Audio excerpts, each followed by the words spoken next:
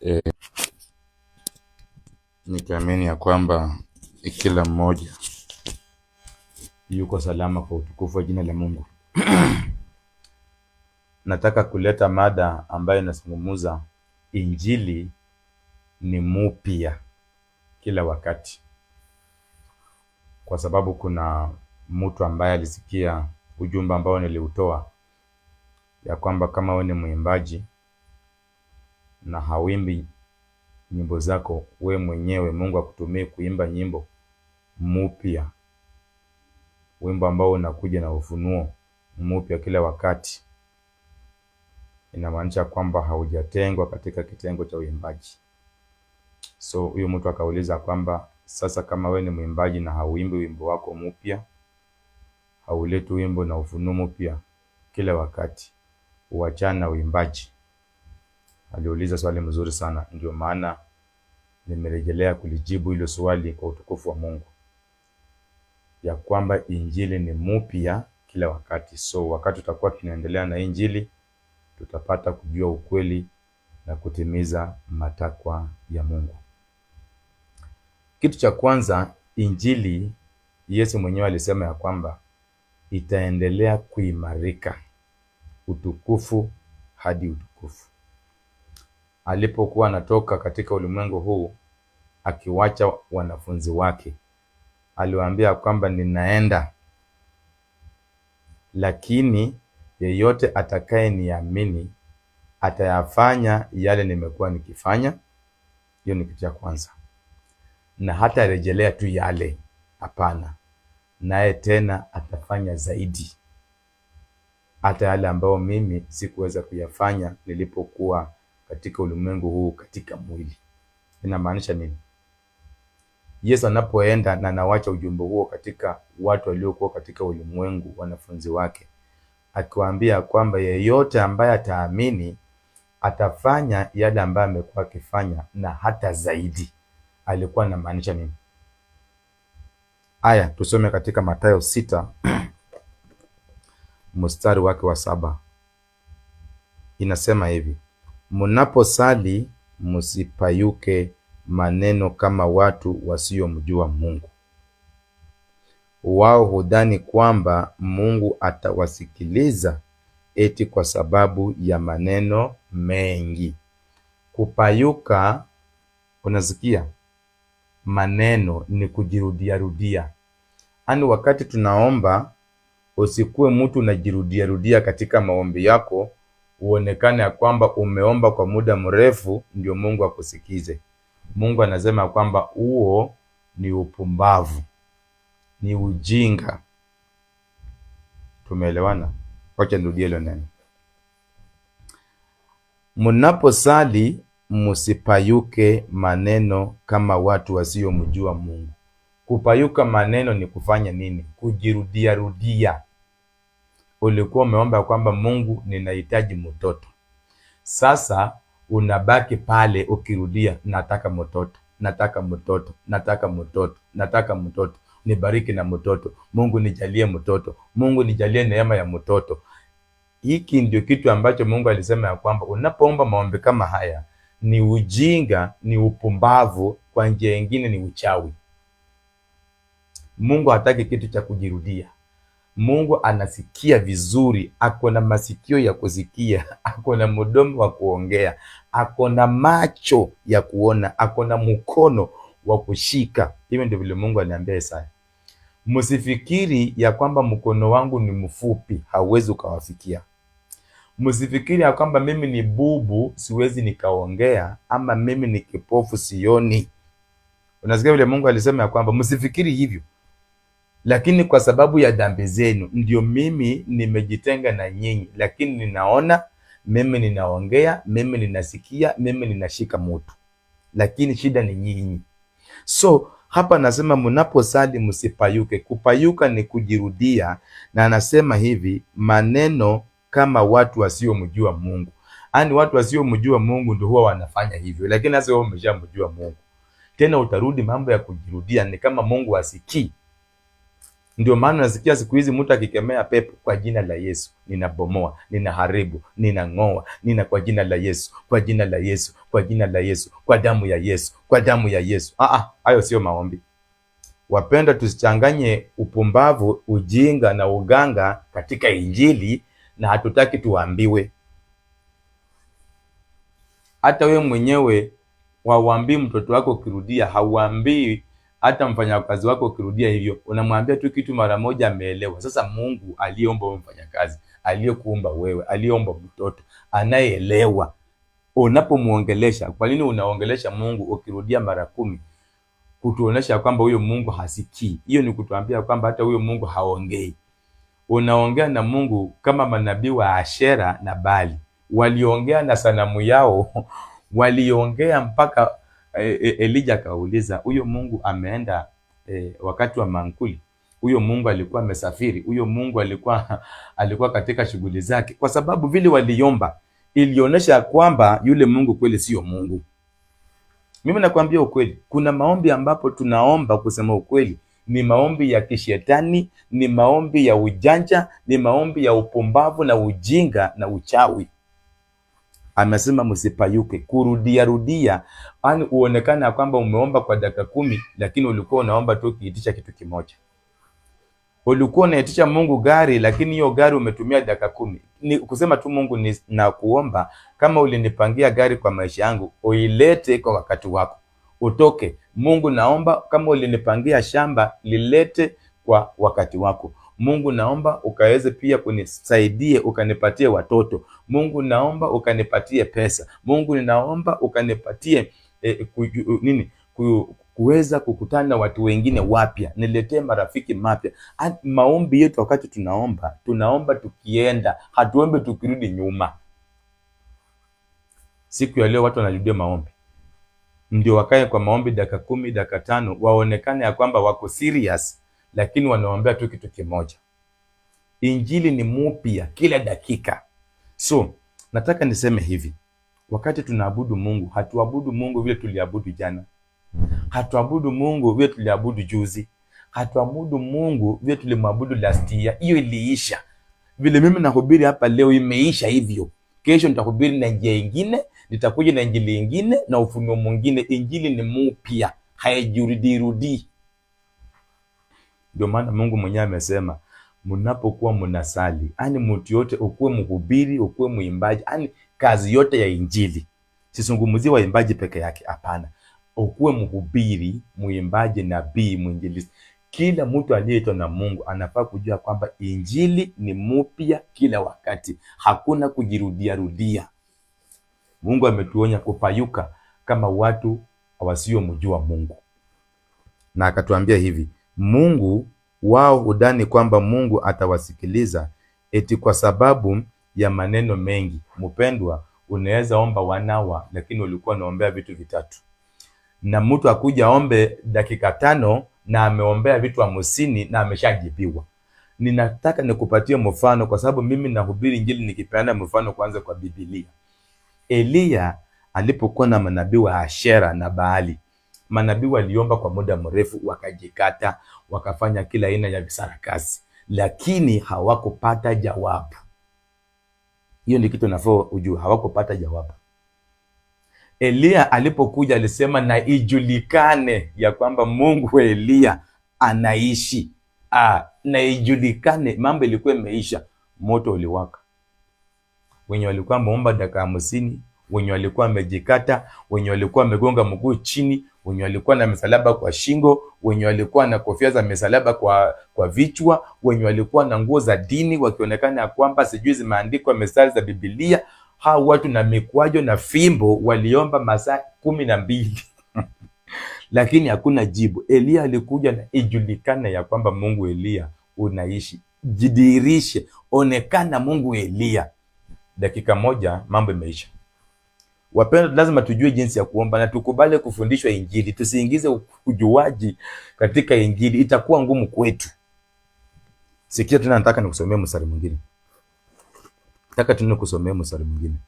Katika kitabu cha Zaburi. Kitabu cha Zaburi, nataka nisome mlango wa 96. Sikia vile Mungu anasema katika ule mlango. Anasema hivi, mwimbieni Mwenyezi Mungu wimbo mpya. Mwimbieni Mwenyezi Mungu ulimwengu wote. Imbia Mungu wimbo mpya. Uimbia Mungu wimbo mpya dunia yote. Dunia yote. Inamaanisha nini? Kila mtu ambaye ameshaamua, amemfuata Mungu, ameshaokolewa. Yule mtu kila wakati anafaa kuja kuhubiri katika wimbo, kuhubiri katika Injili, katika chochote ambacho atakuja kuhubiri. Bora Injili sio hii yenye nafanya peke yangu. Unaweza kuja katika shairi, unaweza kuja kwa uimbaji, unaweza kuja kwa kuhubiri, unaweza kuja kwa drama, unaweza kuja katika njia yoyote, lakini unahubiri. Lakini unapoleta ile Injili kila wakati inakuja ikiwa upya.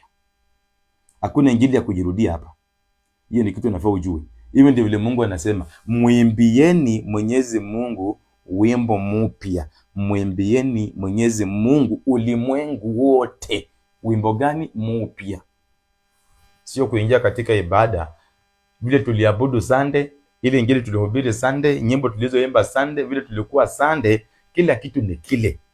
Ibada hii yenye tumefanya leo hii wiki na yenye next week, mtu akiangalia haoni utofauti. Hiyo ni ukora tunaingiza katika Injili na haiwezi kuruhusiwa. Mimi nakwambia itaruhusiwa mahali ambapo nyinyi mmekubali, lakini kwa Mungu hairuhusiwi. Injili kila wakati ni mpya. Ninataka nikwambie ukweli ili ukaelewe Injili. Ndio wakati tunakuja katika Injili tujue ya kwamba kweli Mungu anataka nini. Ukitaka tuna kitabu kingine unasoma katika hii kitabu yenyewe hii. Wacha tusome tuna 98 Zaburi mlango wa 98 nasema hivi, mwimbieni Mwenyezi Mungu mwimbo mpya, kwa maana ametenda mambo ya ajabu. Mkono wake hodari, mkono wake mtakatifu umetupatia ushindi. Sikia vile Mungu anasema, mwimbieni Mwenyezi Mungu wimbo mpya, kwa maana ametenda mambo ya ajabu. Mkono wake hodari, mkono wake mtakatifu umetupatia ushindi. Mungu anazungumzia kukuja katika Injili na wimbo mpya. Wapenda, hatuwezi kuendelea katika ukora na tunaingiza michezo katika Injili. Hatutaendelea hivyo. Wacha tena nikusomee ingine. Zaburi tu hiyo tena, na kusomea tu Zaburi. Zaburi 33 mstari wa 3. Sikia vile Mungu anasema hapa. Mwimbieni wimbo mpya, pigeni kinubi vizuri na kushangilia. Hapa hazungumzii wimbo, anazungumzia Injili yoyote. Ukinapoleta Injili, mpendwa, leta Injili na ufunuo mpya kila wakati. Hatuwezi kuhubiri Injili yenye Isaya alihubiri, Musa alihubiri, ndio tunahubiri sasa. Narudia ufunuo wa Musa. Haitakuwa ni utofauti. Hiyo itakuwa sasa tumeingia katika uganga na uchawi na ujinga na upumbavu. Siwezi kukuhubiria Injili ya Joshua na Kalebu, sitakuhubiria Injili ya Isaya saa hii. Nitakuhubiria Injili ya saa hii. Wakati wa Isaya na majira ya Isaya na vile ilikuwa ni tofauti na saa hii. Mimi nakwambia ukweli. Wakati wa Isaya hakukuwa na kondom. Kulikuwa na vitu zingine. Sasa wakati tunataja kondom, usianze kutueleza imeandika wapi katika Biblia. Peleka ujinga mahali ingine.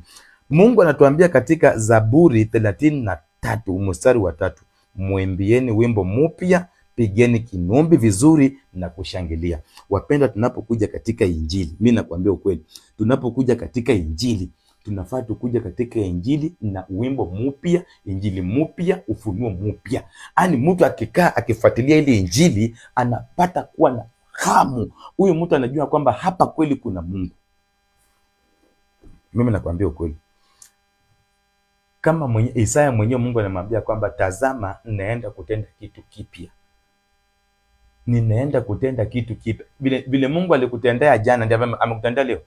Wewe acha nikuulize, vile Mungu alikutendea jana, vile Mungu alikuongelesha jana ndiye anakuongelesha leo. Kitu kipya. Wacha nikusomee katika kitabu cha mwisho ndio ujue kwamba tuko serious na Injili. Nataka nikusomee katika kitabu cha Ufunuo wa Yohana, ndio kitabu cha mwisho katika Biblia. Usikie nikusomee pale Ufunuo 5 mstari wa 9. Acha nikusomee hapo kidogo. Leo nimeamua nisome. Inasema hivi, sikiza vizuri vile Biblia inasema.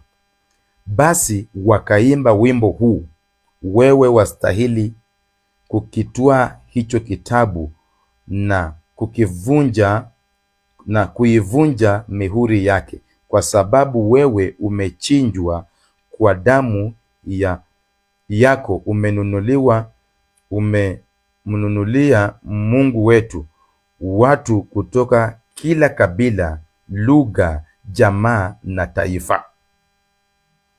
Waliimba wimbo mpya pale katika kiti cha enzi hao watu.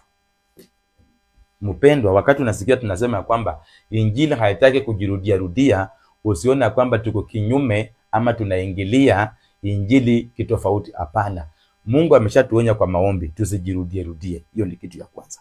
Ametuambia katika injili yake tunakuja na ufunuo mpya kila wakati.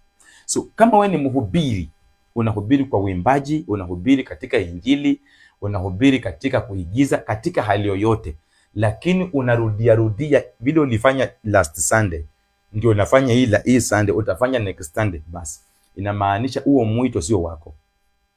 Unajua katika injili pia mabrokas waliingia. Unajua kama wewe si mhubiri, utaanza kutafuta katika mitandao watu wamehubiri nini, ukikusanya ndio uletee watu, kwa sababu haujaitwa katika injili. Kaa katika ofisi yako. Mimi wapendwa, acha niwaambie ukweli, kila mtu akae katika ofisi yake, na ule mtu akikaa katika ofisi yake ataleta injili mpya na ufunuo mpya, kwa sababu Mungu ambaye ametuambia kwamba ataleta injili mpya na ufunuo mpya amekuita kwa hiyo kazi, hawezi kuenda kinyume na neno lake. Lakini siku ya leo unapata watu tumeenda katika mitandao, tunakaa chini tukitafuta injili za watu, tunaiga hizo injili alafu tunaletea watu. Injili ya mtu sikatai, hata mimi bila ninafundisha hivyo unaweza chukua ukapatia mtu mwingine aisikize. Hiyo nimemsaidia, hiyo ni ufunuo yenye Mungu ameweka ndani yangu. Lakini wewe kama ni mhubiri, usichukue injili tena kuichukua na kuiiga na kwenda kupatia watu wengine. Enda kupitia kwa hii injili, ambia Mungu akupatie ufunuo wako. Leta tu kupitia katika hii vitabu, lakini leta na ufunuo mwingine wako, usaidie watu. Hatuwezi kuhubiri injili za Musa bwana. Injili za Petro zilihubiriwa hiyo wakati, tunakuja tunakwambia ndio Petro alisema hivi, lakini kwa saa hii tunaifafanua na ufunuo mwingine. Baada ya kukueleza ufunuo wa Petro, sasa tunakuletea ufunuo wa saa hii. Mpendwa, lazima ujue ya kwamba injili sio kitu cha kujirudia rudia. So wewe kama ni mhubiri na ile kazi yote ambayo unafanya, juu ya kwamba na Mungu atakaporudia hiyo injili atairudia na ufunuo mwingine. Ikirudiwa hiyo injili, nikikuja kuhubiri injili mpya kila wakati, nitakuja tena na ufunuo mwingine, sitarudia haya ambayo nimeyazungumza. Sasa hapo kama umeitwa na Mungu, kaa macho. Ndio sasa usikuje kuwa boroka katika injili. Ndio maana nilikuwa nikisema kwamba kama we ni mwimbaji, tafadhali, nilisema vizuri, kuimba wimbo ya mtu yenye aliimba sio mbaya, lakini baada ya hapo wewe yako ni gani? Kama wewe ni mwimbaji, hauna wimbo yote mpya yako, haujaitwa kwa uimbaji, toka hapo, ambia Mungu akupatie mwito wako wenye utafanya kitu kipya kila wakati na ufunuo mpya. Enda hapo, kaa kwa hiyo ofisi, wacha kuchanganya watu kwa ofisi zingine. Golikipa akiingia katika mpira, aanze kucheza na ashike katikati ya mpira, atatolewa na kupatiwa red card. Ndio ni mchezaji, lakini yeye peke yake ndiye ameruhusiwa kushika mpira akiwa katika lile goli. Namba 9 akishika mpira anatolewa, hata anapewa yellow card na red card, anakuwa warned. Hiyo tunajua, lakini kwa injili tunataka kuingiza michezo mingi. Hiyo nimekataa mimi. Wapendwa, lazima tujue umepangwa wapi. Kila mtu akae kwa ofisi yake, na sisi kama ni wachungaji tusione tu mtu amekuja kwa kanisa anaanza kuhubiri na tunasema ni mhubiri. Lazima tukae naye chini, atueleze amepangwa wapi na Mungu, ofisi yake ni gani, tumupange kwa ofisi yake. Asikuje kutuchanganya hapa. Atakuwa golikipa aende namba 6 ashike, tupewe nini, red card, atolewe, tukue wachake, tushindwe. Wapendwa, lazima tujue injili hii. Ndio maana wakati Mungu alikuita, alikwambia wewe ni nani. Ndio maana mimi nikikutana na wewe nataka nijue Mungu alikwambia wewe ni nani. Unless Mungu akoti tena ameniongelesha, huyu mtu ni mhubiri ama ni nabii ama ni mtume ama huyu mtu ni mwimbaji. Mungu ameniambia. Lakini wewe wakati uliitwa kwa hiyo ofisi, uliambiwa wewe ni nani? Ofisi yako ni gani? Ndio maana tunapata mabrokers wameingia katika injili na wanaanza kuharibu injili, kwa sababu mtu hajaitwa kwa kuhubiri. Kazi yako unapompanga kuhubiri, anaenda kukaa katika mtandao because hana injili. Anakuja hapa anachukua kipengele, anaenda kwa mtu mwingine anachukua kipengele, anakusanya pale, alafu anakuja analetea watu, ndio atahubiria watu injili waone ni ya ukweli. Lakini hiyo injili haikutokana na yeye, alikusanya injili, lakini ufunuo wake haukuwa katika hiyo injili. Mungu hakuongelesha huyo mtu, alikusanya injili za watu wengine akaletea watu, mkasikiza, mkapiga makofi, mkasema amehubiri ukweli. Sisemi kuhubiri kama maandika ni mbaya, lakini hiyo maandika ni Mungu amekufunulia, ni ufunuo yako ama ni vitu umekusanya? Kama umekusanya bwana, kuanzia siku ya leo ende wachana hiyo vitu. Lakini kama ni Mungu amekufunulia na akakwambia uandike chini ulete, na ni ufunuo wako wewe mwenyewe, wewe bwana endelea kuandika na kuhubiri. Lakini kama ni akili yako ya kuingia katika mitandao na kutafuta katika vitabu kukusanya injili za watu, alafu naandika chini, alafu unakuja Mungu amenenea ati Mungu amekuzungumzia wapi? Wewe Mungu amekuzungumzia wapi? Mungu alinizungumzia mimi, hiyo injili umekuja hapo umechukua, amezungumzia yule mwingine. Umekusanya injili zetu, sema mimi nimepata injili ya Mungu kupitia kwa watumishi. Mtumishi fulani alisema hivi, Mungu alimzungumzia. Sema hivyo, useme ya kwamba Mungu amenizungumzia mimi, Mungu amenituma na neno lake ndio hili. Kumbe ni maneno ya watu waliotumwa na Mungu wengine. Tuletee injili yako kuanzia siku ya leo. Ukuwe mhubiri, ukuwe nabii, ukuwe mtume, ukuwe mwimbaji. Kila kitu ambacho kinafanyika katika injili kinakuja na ufunuo wake. Injili haitaletwa na michezo, miaka nenda miaka rudi. Hapana wapendwa, hiyo haiwezekani. So wewe kama ni mhubiri wa kukusanya mahubiri, nimekuambia siku ya leo na nimekupatia tahadhari, nimekupatia onyo, wachia pale. Tunahitaji utakapohubiri bila hata kuandika, sina shida. Utakapohubiri kama umeandika, sina shida, lakini lazima uhakikishe yenye unatuletea ni ufunuo wako. Kama utaleta ya watu pia ni sawa, lakini ikuwe umehakikisha kwamba ambia watu hii ni injili ya mtu fulani alihubiri, ama nilisikia mali ingine, mtumishi wa Mungu alisema hivi, Mungu alimtumia. Haina shida, tutajua huyo Mungu pia alitumia huyo mtumishi, na tukiangalia injili tuone ni ya ukweli, tutakubaliana nayo. Kama ni ya uongo tutatupa nje, hata kama ni ya popu, kama ni ya kardinali, kama ni ya evangelist, kama ni ya mtume, kama ni ya pastor. Injili yote ambayo hayambatani na Mungu tutaiweka nje. Mimi nakwambia ukweli, kwa sababu tumechoka na kurudia injili. Watu hawana injili, kazi yao ni kutafuta vile watakusanya wapatie watu. Nyimbo waimbaji hawaimbi zao, kazi yao tu ni ule. Wacha nikuulize, mimi vile nimehubiri injili, ukiichukua kesho uende upatie mtu mwingine, huyo mtu apatie mwingine the same injili vile nimehubiri hapa, kutakuwa na tofauti gani katika injili? Tujaze mtandao na injili moja, watu wasikie, si watachoka? Kila siku ni injili, kila siku ni injili. Wewe unafikiri watu wataendelea kuwa pale? Wewe mwanafunzi wako mwenye mtoto wako mwenye umepeleka kwa shule kama mwanafunzi, huyo mtoto kila siku akienda kwa shule kufundishwa 1+1 1+1 ABCD mpaka kwa university baada anafundishwa hii, wewe utalipa school fees? Wewe utakubaliana nayo? Alafu kwa injili ndio nataka kuja kujipumbaza na kukua mjinga. Hatuwezi kukubali hiyo. Mimi nakwambia ukweli, hiyo tumekataa. Kwa injili hakikisha ufunuo wako ni mpya. Neno la Mungu ni jipya kila wakati, yeye mwenyewe ndiye amesema.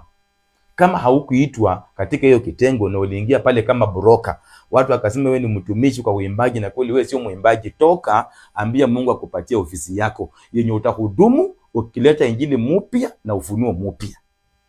Kaa katika ofisi yako, usikule watu kichwa. Nilisema hata tena ninarudia, hata kama ni waimbaji, kama ni muimbaji atakuwa mmoja ama wawili watatu wenye wameitwa kwa hiyo kitengo, wacha perform hapo. Hatukuitwa wote kuwa waimbaji. Ndio maana Mungu alisema katika vipawa vyake katika kitabu cha Wakorinto 12, Wakorinto wa kwanza, wengine watakuwa mitume, manabii, wainjilisti. Ndio maana mimi ninapokuwa mwinjilisti siwezi kusumbukana kuenda kuchukua ofisi ya uimbaji. Kama nitaenda kuimba, nafaa nikuwe naenda kuimba wimbo mpya. Lakini kama kuna mwimbaji aliitwa kwa hiyo ofisi, wacha aimbe. Mimi nikae chini nisikize ufunuo wa Mungu mpya na injili mpya kupitia kwa hiyo mwimbaji. Sio mimi kama mwinjilisti sijaitwa kwa uimbaji, lakini nimesikia ni kitu mzuri tu, nasikia tu uimbaji ni mzuri na sijaitwa pale, nimeingia pale kuenda kuimba, kurudia nyimbo za watu, hasileti kitu tofauti katika Injili. Ninafaa nikae chini. Hata mapasta mwenye mnafikangu kwa madhabahu, mnaanza kuhubiri alafu mnaanza kuimba, na muimbi nyimbo zenu, mwachanie pale. Hubirini Injili ambayo mmepewa na Mungu peke yenu, muende mukae chini, muache waimbaji wenye wanakuja kutuletea ufunuo mwingine, tusikie wimbo zingine mpya, sio hiyo yako yenye umeenda kuimba pale. Kwanza ulienda kuhubiri, ulikuwa mhubiri, umefika pale umegeuka umekuwa mwimbaji, na ile wimbo ambao unaimba sio mpya, ni wimbo ya mtu. Wachana na hiyo Injili. Hatuwezi kukoroga Injili wapendwa. Injili lazima italainika. So siku ya leo nataka nikwambia kwamba mtu yote ambaye ni mhubiri, hakikisha katika ofisi ambayo Mungu alikupanga, kaa pale. Usione tu mtu anapiga tu keyboard mzuri na ingia, haujaitwa pale, alafu naingia pale, alafu nabaki ukipiga keyboard na beat moja kila wakati. Hapana bwana. Music bwana, hebu angalia watu wa dunia bwana. Enda waangalie wale wa Kongo wa dunia wenye wanapiga muziki. Angalia watu wa Bongo Flava. Angalia tu watu wa reggae.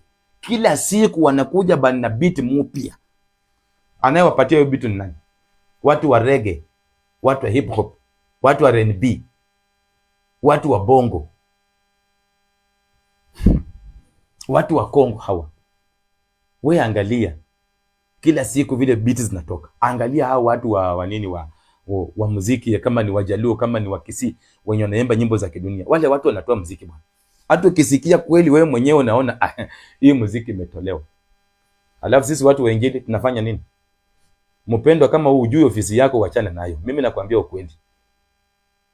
Hatuwezi kuchukua soja, ule mtu ambaye hajakuwa trained katika mambo ya security, alafu tunamweka wakati magaidi wamevamia nchi ndio anaenda kupigana. Hiyo serikali inafaa kushikwa, rais anafaa kufukuzwa, na yule ambaye amesimamia kitengo cha usalama kufutwa. Tunajua hiyo na hata tutalalamika. Hii nchi ya Kenya sasa ikivamiwa na magaidi, Boko Haram wakiingia hapa, Al-Shabaab wakiingia hapa, serikali haitachukua tu vijana wa mtaa na kusema ende pigana wale watu. Serikali haitachukua mawochman wa usiku wenye hawaingia training ya jeshi na polisi atuenda pigana na Al-Shabaab.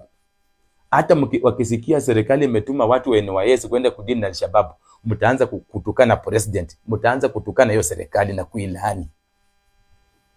Because mna expect jeshi ndio inafaa deal nayo, mna expect Reke Squad ndio inafaa deal na hao magaidi.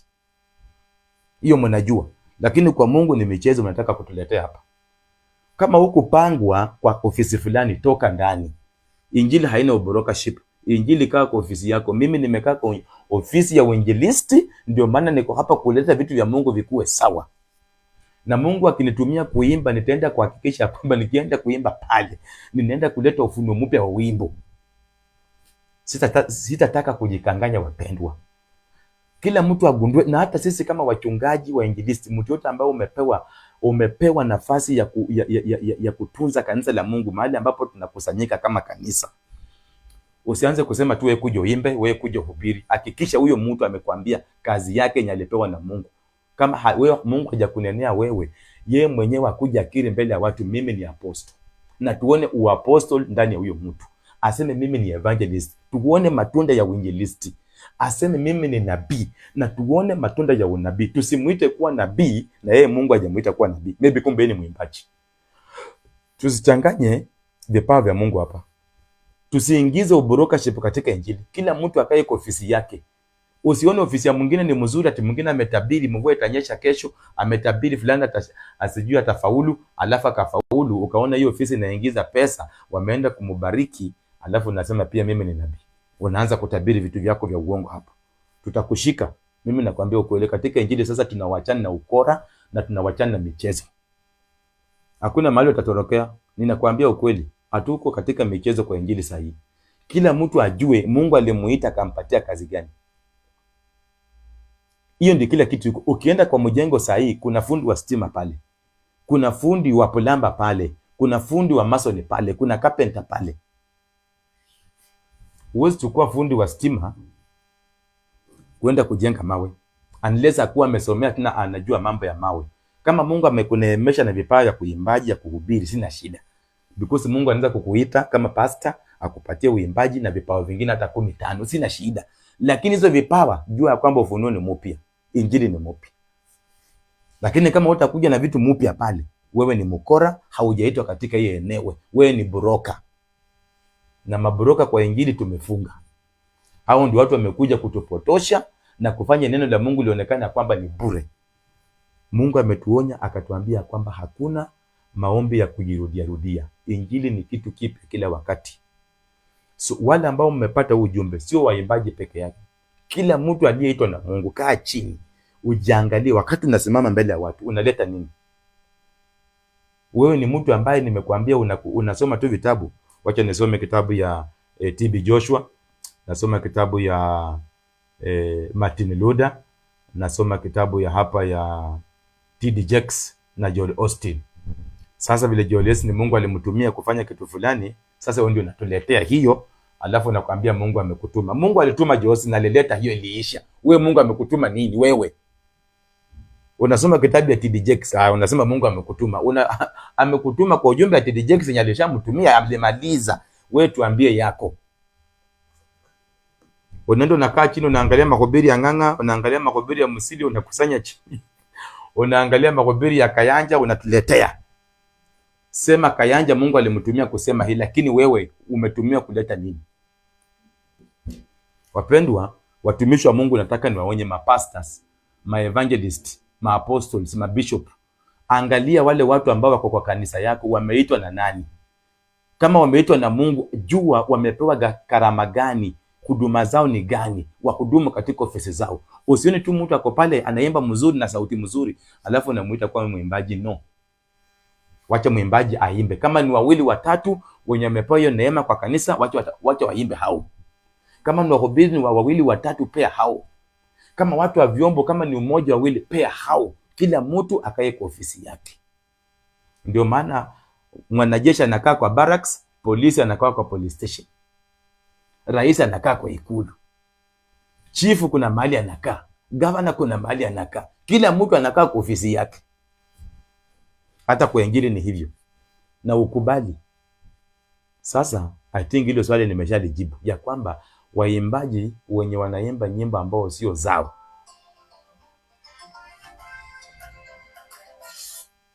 waimbaji wenye wanaimba nyimbo ambazo sio zao, alafu wanasema ni waimbaji, wanafaa wahakikisha ya kwamba kuanzia siku ya leo wamewachana hiyo pumbafu. Endeni chini mjue kwamba kama mliitwa, tungeni nyimbo zenyu. Hiyo ndio mnafaa muhakikishe. Na mkiimba za wengine, imbeni mumalize, na pia tunataka kusikiza zenyu. Za wengine haziwezi kuwa nyingi kuliko zenyu. Haiwezekani bwana, haiwezekani. Mimi nakwambia ukweli, hapo tutakuwa tunaanza kuleta uongo katika injili. Umwache tuhubiri tu injili ya Mungu, mahali kama inatokata itukate, tukubali, turekebishe. Hata wahubiri nimewaonya, kila mtu hapa nimemuonya, ukuwe nabii, ukuwe mtume, ukuwe mwinjilisti. Wache tu kutembea mahali usikie mtu amehubiri injili imevuma, watu wametoa sadaka, watu wamekuja wamesema injili imekuwa moto, pia unachukua the same injili unapeleka mahali nyingine. Haitakuwa vile ilikuwa pale. Itakuwa ngumu kwako. Nataka nikwambie, nataka nimalize nikisema ya kwamba wenye mmepokea ujumbe, ninaamini ya kwamba mmeelewa. Na siku ya leo nimekuambia ya kwamba leta injili na mikuwe mpya, ufunuo mpya kwa ofisi yako. Na kila mtu akae kwa ofisi yake. Kama Mungu alikupatia neema akakupatia vipawa vile vitatu, sina shida, lakini unaposimama katika vile vipawa, tunataka kuona ufunuo mpya. Tunataka kuona kitu kipya ambacho watu wakikiona watasema kweli Mungu injili yake inaenda ikiimarika. Alituambia hivyo, tutafanya mambo ambayo wakina Isaya hawakufanya. Tutafanya mambo ambayo wakina Petro hawakufanya. Tutafanya mambo ambayo Yohana Mbatizaji hakufanya. Tutafanya mambo ambayo yeye mwenyewe alipokuwa hapa duniani kimwili hakufanya. Tutafanya mambo makubwa, mambo yenye utukufu. Yaani injili inaenda viwango hadi viwango, utukufu hadi utukufu. Hiyo ndio injili, na haiendi kijirudia. So hata katika kanisa lako enda uangalie. Unapokaa kwa kanisa hii Sunday, angalia hawa waimbaji wameimba nini, mhubiri amehubiri, kaa chini uangalie. next Sunday wanarudia hapo zile vitu ambazo walifanya last Sunday. Endo waambia kwamba hapa wapendwa tunapotea. Wakataze. Hata kama ni pop mwambie.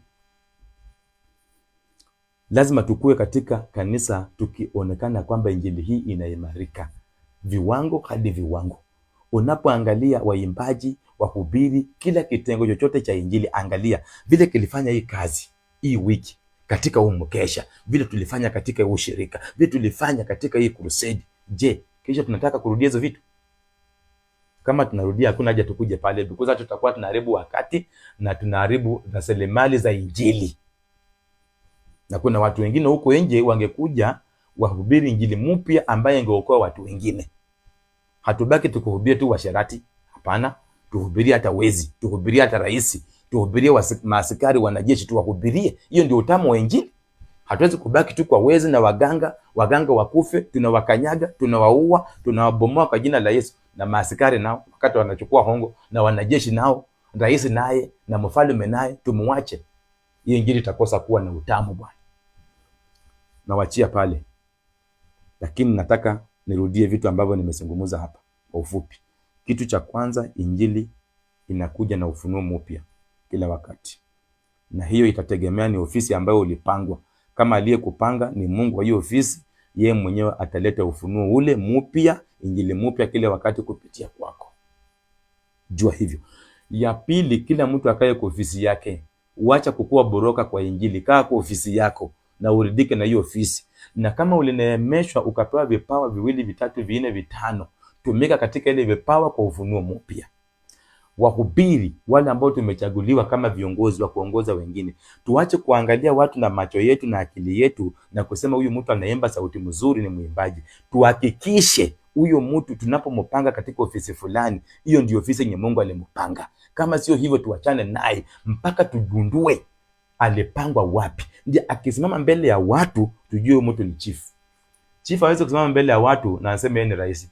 Atashikwa na atawekwa ndani, hata anaweza uawa. Na unajua, umesikia chief akisema yeye ni rais, aende mahali na mamlaka rais. Sisi tunaamka tunapanga tu mtu kuja kuhubiri, wewe kuja uimbe, wewe kuja upige vyombo, wewe mtu amesema tu kitu ati ni nabii na hatujui anasema nini, hatujachunguza. Nataka nikuletee hata kwa kanisa kunafaa kukua na wale watu ambao wanachunguza vile vitu vinahubiriwa pale, vile vitu vinafanyika pale, kama ni vya ukweli. Kunafaa kuwa tuna watu pale, DCI ndani ya kanisa. Wachana na DCI wa kujua mahali bangi na pombe, mahali watu wamekufa wako. Kuna DCI kwa kanisa tu, wenye wanataka kujua hii injili huu pastor ameleta ni ya ukweli. Huu wimbo wenye umeimbwa unaambatana na maandiko. Tukikuwa na watu kama hao kwa kanisa, injili itaenda salama. Nataka niwachie pale. Wenye umepokea ujumbe, naomba ya kwamba utauchukua ujumbe na nia safi na utaushughulikia vile natakikana. Na cha pili, unapopokea ujumbe ninapokusaidia, peana kwingine, kwa mtu mwingine, umwambie pia apeane kwingine. Hiyo ndio kupeleka injili viwango hadi viwango. Na kila mtu anapopata hii ujumbe na kuishughulikia na kuombea, wacha Mungu akupatie neema nyingine, akubariki na ufunuo mwingine, akupatie injili mpya, akutumie zaidi ya Isaya na Yeremia. Mungu akutumie zaidi ya Petro na Yakobo na Yohana. Mungu akutumie zaidi ya vile yeye mwenyewe Yesu alipokuwa hapa, vile alisema neno hilo likatumike kwako, na itakuwa ni mzuri. Mungu awatende mema. Injili hii tunaiweka katika mitandao mitatu. YouTube tuko na mtandao ambao umeandikishwa katika channel ya Believe and Obey the Only True God. Facebook hapa tuko Believe Obey. TikTok Believe and Obey Jesus Only. Mungu awatende mema na Mungu akutane na kila mtu kulingana na mahitaji yake. Na yale mambo ambayo Mungu alizungumza juu ya maisha yako yote ayatimize, na wewe ukubaliane na huyo Mungu, umtii, ukubaliane naye ukiamini ya kwamba Mungu huyu yale aliyonena juu yako atayatimiza, bila kujali waganga, bila kujali kila aina yote ya vizuizi. Ondoa mambo yote ya giza, ukae katika maisha matakatifu, uone kama Mungu atakutimizia ahadi zake. Mungu awatende mema na mkawe na wakati mema. Amen.